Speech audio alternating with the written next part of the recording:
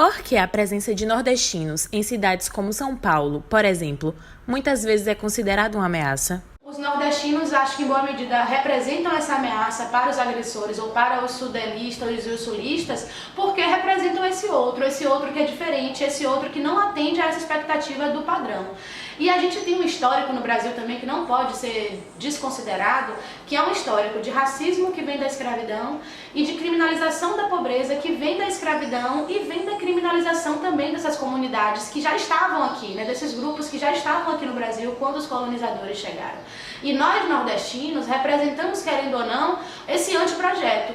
Quando o Brasil começa a se tornar de fato uma república, esses políticos eles começam a pensar que nação é essa, começam a perceber que o Brasil é muito grande, começam a perceber que o Brasil é muito diverso, que a cultura é diversa, que a centralização de poder, a centralização do Estado e a centralização de uma identidade nacional também seria muito difícil de ser feita, porque a gente de fato é diverso.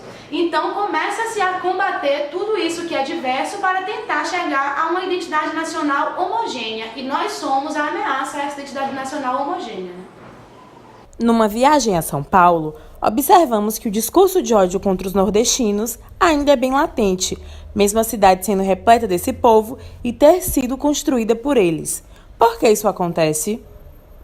Bom, eu acho que isso acontece muito como eu falei, pela criminalização, né, desse outro, pela criminalização de um outro, inclusive que é visto como pobre, como anticivilizado e, claro, pelo racismo também, né? Nós representamos o maior percentual da população negra do país. Nós também temos um histórico de comunidades tradicionais e indígenas muito grande, comunidades quilombolas e tudo que está relacionado a esse anteprojeto de nação, né? E mais do que isso, existe um lugar social determinado na sociedade brasileira, né? Os nordestinos têm que ocupar um lugar social X, e os sulistas e o pessoal do Sudeste tem que ocupar um lugar Y. E isso representa essa pirâmide social que a gente tem no Brasil, né? Dos que detêm mais poder, do que detêm mais capital, do que detêm mais condição de desenvolver esse projeto de civilização.